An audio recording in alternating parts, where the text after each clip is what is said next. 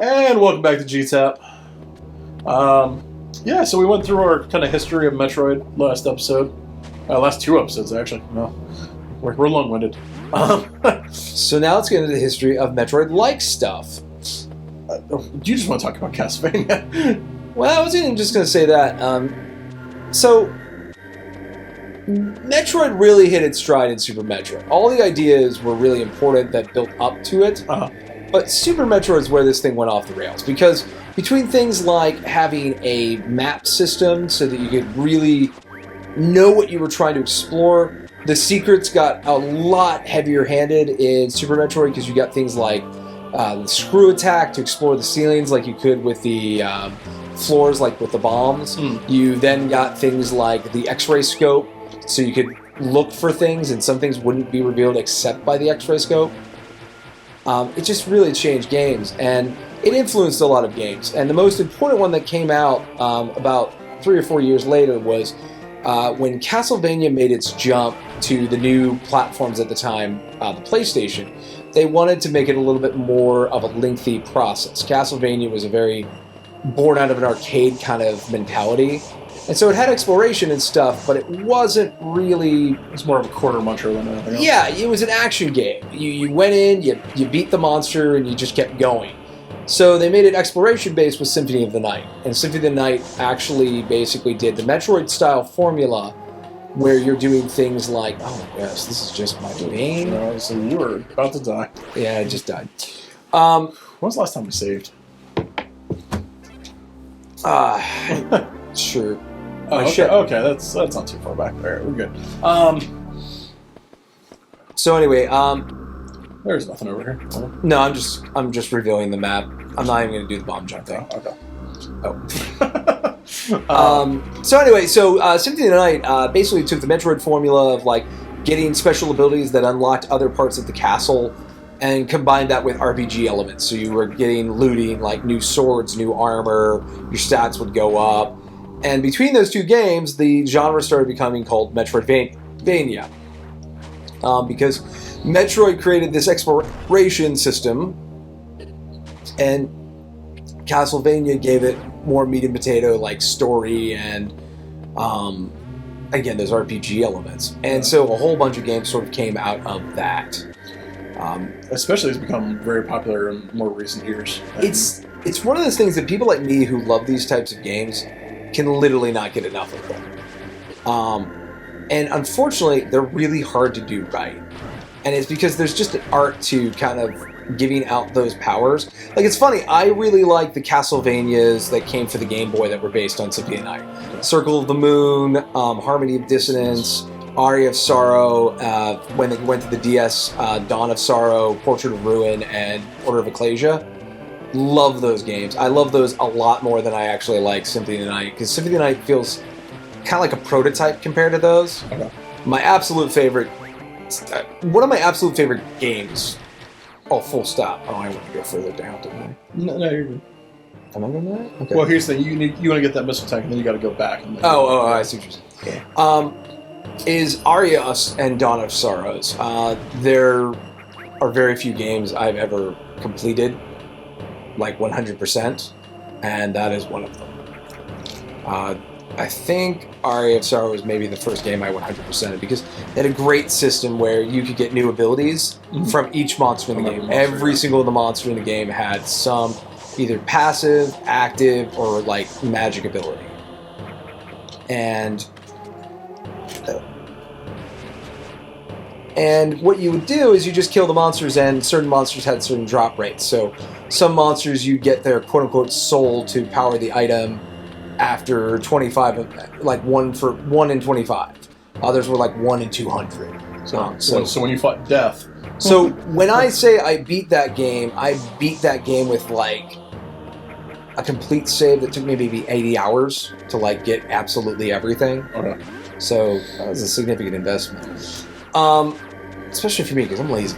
Well, I know. But they're really good, but the thing about it is there's been a lot of games since. There's been a few really good ones. Some of them are like very recently. There's Axiom Verge. Axiom Verge. It's really good and very more Metroid based than Castlevania. I know your favorite one, and the fact that you haven't brought it up yet is actually going to surprise me. What's that? That would be.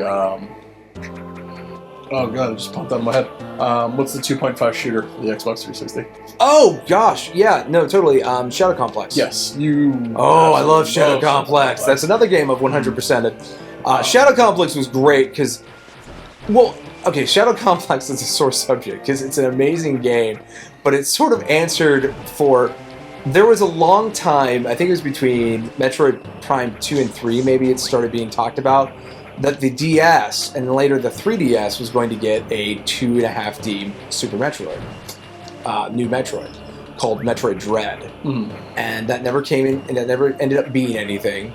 And Shadow Complex, once you play that, you're like, oh my gosh, why didn't we get that? That would have been so great. But kind of, Shadow Complex is the best we're going to get in that vein.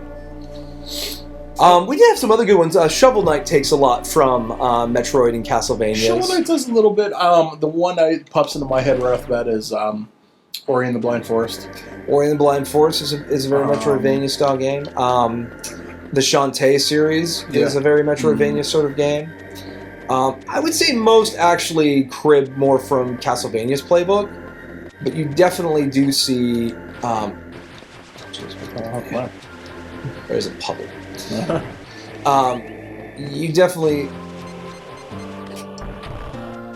Yeah, just leave it for now. You could do that. It's not that hard when I know how to aim. Yeah. But yeah, I mean, like it's fun to see, especially it's kind of becoming the indie developers thing because I don't think a lot of other companies want to take the time.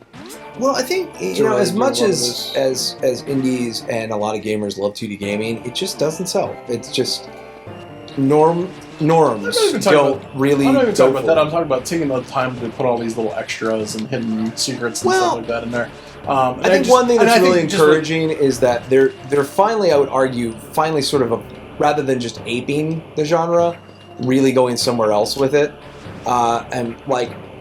A really crazy, cool Metroid that we have now is Headlander, just came out. And Headlander, while it's not very combat-based, is totally a Metroidvania. Okay. Which is kind of cool. Also, I love that people, it seems like everyone who uses the term Metroidvania in game journalism will eventually apologize for using it. And I never understood why. Because, first off, these are the formative games in that genre, right? It would be like, oh, it's like a Mario-like. I don't think that would be an inappropriate way to sum up platformers. But we come up with a name for a platform. The fact that we haven't come up with a name for this. Let me put it this way. In a world that uses terms like roguelike, a game that very few people have ever really played, it just seems silly. Yeah, I know, but you gotta think about like things like we don't call them Gone Home likes. We call them walking simulators, which is a much worse name. That's true. You know what I mean? But that's because I'd argue that's because of the taint adventure game has in some people's minds. Yeah, I would call those adventure games because you know what adventure games had in common with that? You usually didn't fight stuff. You just kind of. What was I supposed to do here? I don't have an ice beam yet. Yeah, take your death there. Oh my goodness. Oh jeez.